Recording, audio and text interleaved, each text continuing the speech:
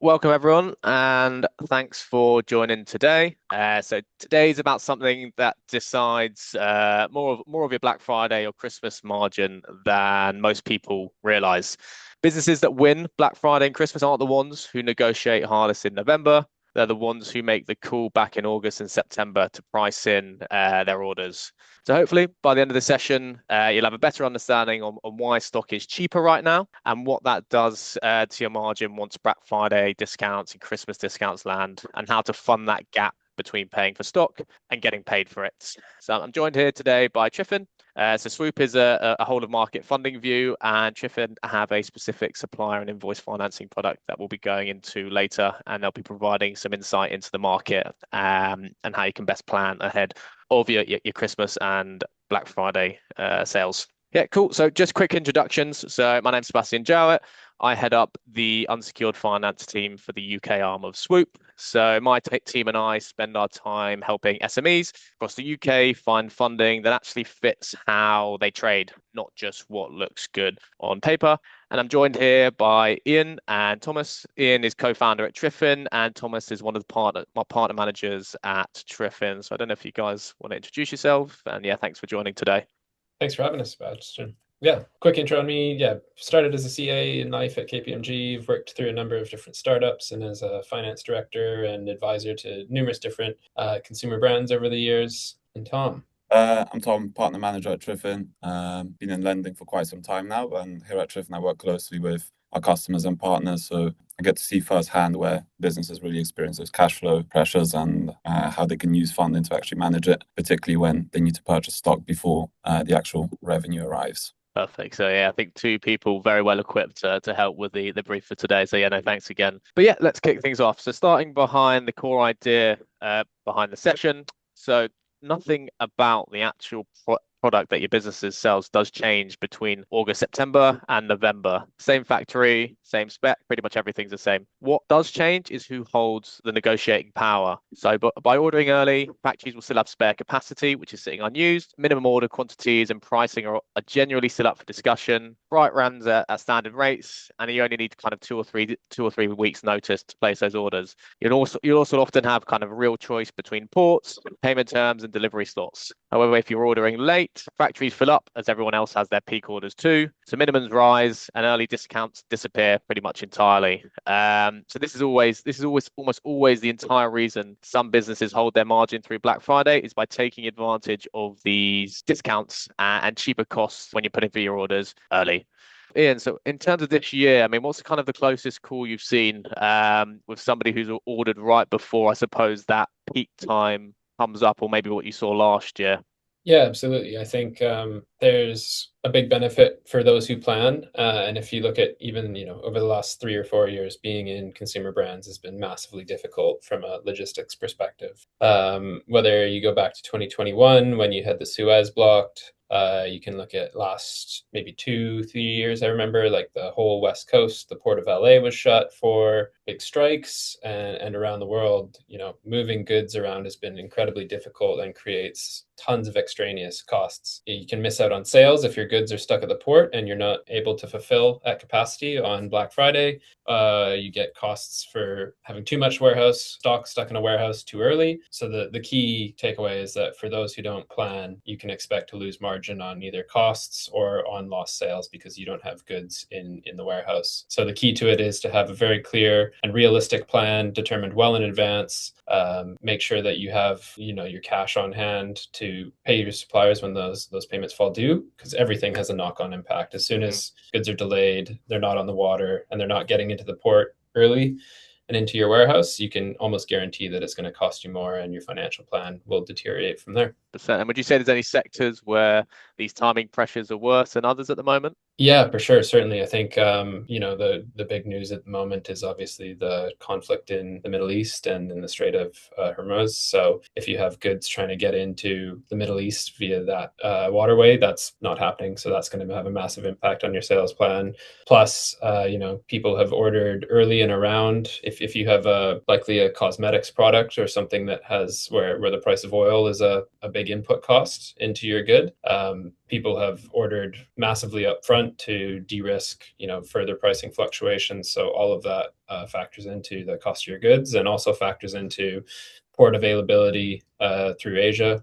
So I think anywhere where your manufacturing based is throughout Asia right now, you're probably facing additional costs. Again, just emphasizing how important it is to correctly plan ahead of time and get those orders in early. Moving on. So why supplies are cheaper right now? So a factory's production capacity is often fixed, so they can only physically produce so much in a given window. However much anyone is willing to pay for that good. So right now, given it's August and then potentially into September, some of that capacity will likely be sitting empty because the big pre-Christmas Black Friday rush from everyone else hasn't necessarily hit yet. So an empty production slot earns the factory nothing at all. So the incentive for them is to discount it and fill it rather than leave it idle, provided they can still make and ship it in time before their own busy period kicks in. So by committing now, and if this is discounting, an empty slot being bought, you wait and the bidding becomes against every other business that's trying to squeeze it in before the deadline. So the stock isn't cheaper because of harder negotiating in most instances. It's cheaper purely because the order landed while there was still room on the production line. Does that kind of match what you're hearing from clients about supplier conversations at the moment? Are they often offering these sort of discounts given they've got idle production capacity? Personally, we haven't heard anything on the idle production capacity, but we are certainly, speaking to a number of clients that are weighing up achievable sales plans versus increasing order quantities over the next year to look at achieving, volume discounts. And certainly the strength of your supplier relationship is built on how much certainty and how far out your forecast can go. So if you can let your supplier know your forecast over the next 2 years, you're going to be a priority customer for them versus someone who can only figure out what they need to order, over the next month or two. And what would you generally see as a typical discount, do you think, by ordering early, and if you've got the good supplier relationship there? Yeah, I think anything can go from sort of 5-10% is on the table often, and definitely would say with ordering early, also ordering more is also key. Okay, so having that additional cash to place larger orders can give you a greater discount than if you're placing smaller. Okay. Cool. Yeah. So I guess just moving on, a bit of an illustrative example. So this is purely to show the mechanics, but it's just showing how by ordering early, you can achieve a better unit cost on your goods. So we've got an example here where we've got an individual or business which has bought late. So they paid the full unit cost of their good, which is £60. When Black Friday comes along, they're going to offer a 20% discount on that, which reduces the sale price to 80. So their margin per unit would only be £20. But for the business owner who thought, no, I'm going to price this in August, their suppliers offered them a 10% discount on the unit cost. Black Friday sale remains the same, but their margin per unit goes up to £26 compared to the £20 previously. So again, just showing same offer on the shelf at £6 more per unit. Again, just an illustrative example showing you how the margin will increase just by basically baking in that price earlier on. And I suppose you're touching on what you mentioned, Ian. Yeah, that 10% is more or less a realistic early order discount if you've got a good relationship, would you say, with your supplier? Absolutely, it's certainly that would be a reasonable ask. Nice. And again, cash goes out months before it ends up coming back in. So building on what we've spoken about already. So August to September, cash will often go out first. So that's deposits, purchase orders, and freight, all paid before a single unit is often sold. October to November, the stock physically lands, marketing and spend ramps up, and the promotional calendar gets built around what's actually sitting on the shelf. November to December, peak trading generally finally happens. And this is the first point in the whole cycle where there is an outlaid cash starts coming back in. So the order placed in September is directly what keeps the shelf stocked in December. So most merchants spoken to in August generally aren't short of demand. They're more or less they're short on cash, aren't they? So it's the cash that's needed to buy the demand 3 months ahead of when it actually pays off. Thomas, what sort of cash gap do you normally see for businesses that you talk to at Triffin? Yeah, no, very much depends. Obviously, what kind of product they're selling, but we'll typically see the gap ranging from 30, 90 days, sometimes even a long time for for the product to be produced, then shipped. And, as Ian was mentioning as well, with a lot of conflict around you, sometimes these shipping times can vary. So I'd probably say there's sort of gaps. That's kind of what they look like. And I just also wanted to touch a bit on what you mentioned before regarding the 10% discount. I think a lot of customers I tend to speak to now will say, well, I'm looking to use the facility or funding probably late September. And perhaps it's about them realizing that, you can very much capitalize on getting something in place now rather than later, really maximize those margins as well. Nice.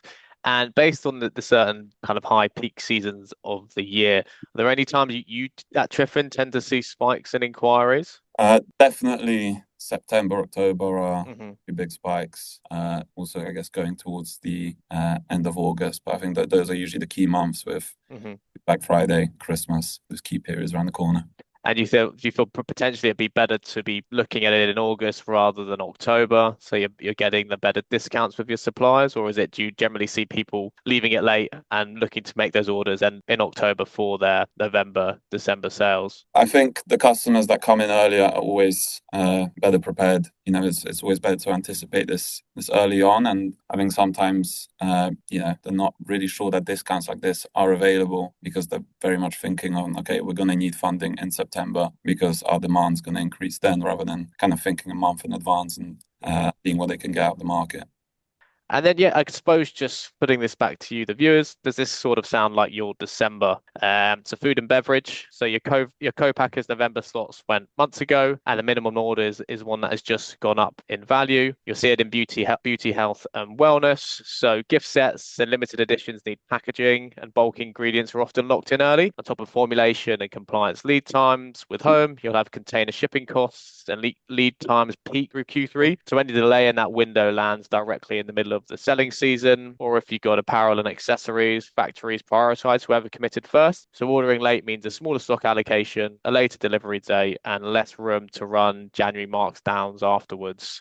If two or more of these sound familiar, the actual order date matters more than however hard anyone can negotiate on the price. I mean, are those the sort of issues you'll see with your customers, Ian and Thomas? Yeah, absolutely. I think it's good to call this out that there's not really one, seasonable demand profile for a business. It very much depends on the vertical you're in. So if I was looking at these, food and beverage, December is the best month of the year for a lot of brands, depending on what you're selling. But that stock up for households towards Christmas and the festive season is a massive demand peak for them. Otherwise, you have a really big seasonal peak often in sort of May, kind of April, May, as you get into the big retailers. They want to be stocked for summer, so you've got to prepare for that. Home has probably already peaked by December. They're probably seeing the peak of their year through the Black Friday, Cyber Monday period, maybe on another bump for Boxing Day sales. Hmm. So home's probably tailing off at this point, and now you got to pay the bills. So you got to be ready to fund or repay all of that funding that you've committed to earlier in the year. Beauty, health, and wellness is definitely a giftable kind of area, and you'll probably see a big peak in November or another peak in December, depending on where you're at. The wellness space specifically, they're probably at full capacity in terms of loading up on stock right now, because their seasonal peak is going to be through January, as you see the new year, kind of new me health and wellness drive. So you want to have all your stock in your warehouse by the end of December. So that's going to be a massive peak in terms of cash kind of constraint. You're going to need to be paying all your suppliers now and ready to kind of capture that demand that's going to show up in January. And like you called out here in apparel and accessories, again, you're probably tailing off the Black Friday, Cyber Monday into Christmas period. And after that, things are going to be pretty quiet. So you got to be pretty lean and ready to, capture what you can in January markdowns, as you've called out. But then you'll probably have a bit of a quieter period from there on out. Nice. Amazing. And I suppose just moving on to Triffin as a proposition as well. I mean, it'd be great if you're able to give a bit of an overview of your product, because I'm sure there'll be some watching where there'll be some good synergies between what Triffin can offer and sort of issues they might be facing at the moment. Yeah, absolutely. So, we try to build a really flexible, customer-friendly product. We want to build a revolving facility that suits the demand in your business, and so that there's financing there for when you need it, and it's repayable in a way that works for your business. So as you've called out here, we can fund a buy now, pay later on inventory. So fund your inventory purchases, pay it back once you've realized the sales. As well, you can get instant payment on sales invoices. So for businesses that have a larger B2B contingent, say they've got large wholesale customers like Sainsbury's, Tesco's, that sort of thing, payment terms are often 60 to 90 days, and you need to fund that cash flow gap to procure your inventory and get it across to them, and then you get paid by those big retailers. So it's a flexible facility built to suit both, and yeah, you can pay either on a bullet basis, so pay back everything you've borrowed at once. Suits brands that often have to stock up for a peak Black Friday, Cyber Monday really well, where they're going to realize a ton of cash in late November, early December, and then they need to borrow it in August, September, October. Sort of a bullet repayment works great there, versus others where maybe they just want a smoother repayment profile. We offer monthly payments to offer a more flattened repayment rather than all at once. And will you often look to grow with a business? Because I'm sure you'll see businesses that are looking to 2x, 3x their revenue year on year sometimes. Is that something you'd look to uplift as the business grows as well, giving them a higher access to cash? Yeah, absolutely. The Triffin platform is connected to sales channels, accounting suites, your banking data. All of this allows us to give sort of like a real-time underwriting profile so that we can see and grow with the business and have that confidence to provide you cash exactly when you need it, rather than going through an extended underwriting profile again and again as you do with some other lenders. And then just touching on who can apply. So who would be a good profile of business to be coming to Triffin? So we have our customers should be sort of in the consumer goods segment or something roughly adjacent in terms of manufacturing. So food and beverage, their FMCG, health and wellness brands are all really well suited to those verticals. We require average monthly sales of at least £50,000, and it needs to be a UK registered business. Okay, nice. And any thoughts on expanding out to non-UK businesses at any point, or is he still just looking to tackle the UK market? So we can work with Irish customers currently and looking to expand in the future, but right now focusing on sort of the UK market specifically, and should also call out that we do not unfortunately work with sole traders, so it does need to be a UK limited company. And then Triffin were kind enough to put together some case studies on some previously funded clients of theirs, so you can get a bit of an understanding about how the facility will work in practice. So Thomas, Ian, not sure if one of you wanted to just run through the two case studies that you sent over. Yeah, I'm happy to go over this. This is a regular customer of ours. He's been with us for quite some time, currently with a revolving credit facility of 525,000. Not sure exactly on how much they started on, but I think it's been a gradual upgrade up to this amount. They're an established consumer beauty brand. They sell physical products to retail customers, so they do D2C, but then also in B2B. And I think normally they need to purchase stock and pay suppliers, and there's a lot of gaps in the cash, which is how they usually use our facility. Especially now with the peak season, the gaps become a lot larger, but all the other costs still need to be covered. So yeah, they regularly use the facility to fund both the receivables and payables. They use the monthly repayment option and then also the bullet, kind of depending on what suits best with the supplier or the retailer. I think we've seen a lot of strong growth with this business, especially over the last year. Their facility has continuously grown as the business has grown as well, and we hope to continue doing that. And what was the initial limit for the facility? So it's set at 525,000 now, and then what was the initial limit then? I believe it started around the 300,000 mark. This would have been almost a year ago, I think, and I think it was probably roughly around this similar time when they initially took the funding to help with that Black Friday and Christmas period. And sort of that demand that sort of generated when they were going into a lot of different physical stores has continued over this year, where they've been able to use the facility, and hopefully this new Christmas season is going to create even more demand going forward for them. Brilliant. So so it's more than a 70% uplift in under a year. So just showing, I guess, the agility with the Triffin product to uplift as a business then subsequently grows. Brilliant. No, that's brilliant to see. And I think we had another one here. Yeah, absolutely. So as I said, we we work really well with kind of wholesale businesses that sell into the major retailers. They've got seasonal peaks throughout kind of Q4, looking to kind of get production started now and make sure stock is on shelves for those big retailers. So starting with a 100K facility, we quickly saw the demand increasing. Customer provide us some evidence of purchase orders from the retailer, and we were quickly enabled to increase that facility by an extra 100,000 in a matter of days. And this will be a long-term customer for us and a beneficial relationship for both sides.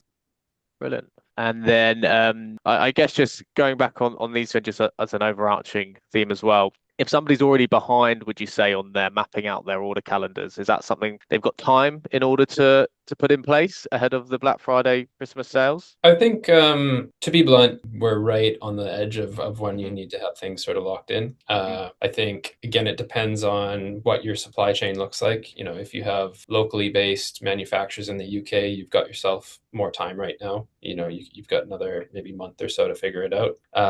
You're a bit behind the eight ball, but that's fine. And I think if you do have an international supply chain with manufacturers kind of throughout Asia, and things have to get on a boat for a month, you're probably 2 or 3 months behind the ball here. Just to get you have to get the freight booked, the containers booked, to have that slot with your supplier. I would heavily recommend having a 2-year forecast with your key manufacturers at all times, and then you can meet whatever frequency works best for you. But in my past experience, we were usually having bi-weekly or monthly calls with our key suppliers, and we were adjusting order volumes up and down over a 24-month period to make sure that we're always had production secured, and that our suppliers, we were an important customer for them, and made sure it's always a two-way relationship, right? So if they can see that you're going to be a great long-term customer who's growing with them, they're going to be much more inclined to provide volume discounts, early production slots, all those things. So